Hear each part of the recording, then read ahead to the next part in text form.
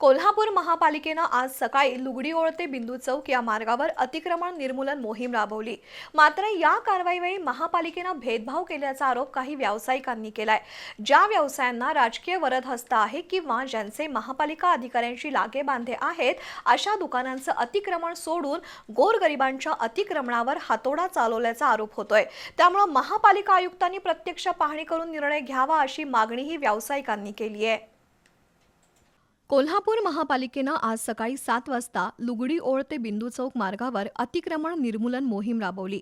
मात्र याच रस्त्यावर असलेल्या महापालिकेच्या एका पदाधिकाऱ्याशी संबंधित दुकानावर अत्यंत जुजबी कारवाई करण्यात आली, तर शेजारील 2 दुकानांवर मात्र कारवाई करत त्यांचं साहित्य उद्ध्वस्त करण्यात आलंय।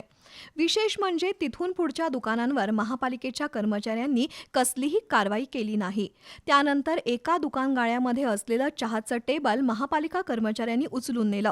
महापालिका पदाधिकाऱ्याशी संबंधित दुकानावर जुजबी कारवाई करून त्यांच्या अतिक्रमणाला हात न लावणं आणि ठराविक दुकानदारांवरच कारवाई करण्यामागे महापालिका प्रशासनाचा नेमका हेतू काय?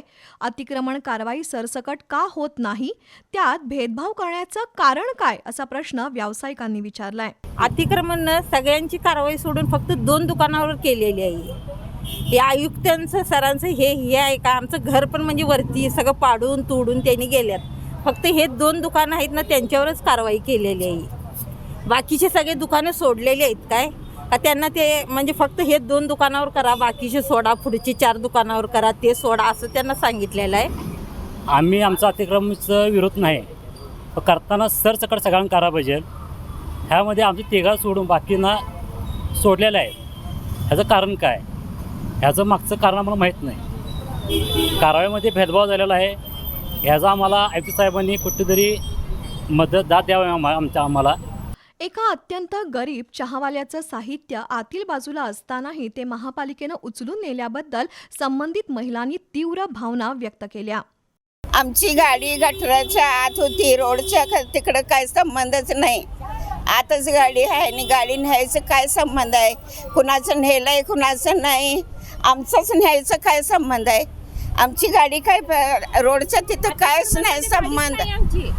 आम्ही ते अतिक्रमणमध्ये गाडीच नाही आमची। आम्ही कमवून खाणार माणसं याच्यावर अतिक्रमणमध्ये ठेवलीच नंतर किती आत ठेवू द्या तुम्ही बघा। तिथं व्हिडिओ केलेला आहे, काय संबंध नाही। आम्ही कमवून खाणारी माणसं आहोत आम्ही, तरी सुद्धा त्यांनी हे अन्याय करते, जनतेवर अन्याय आहे।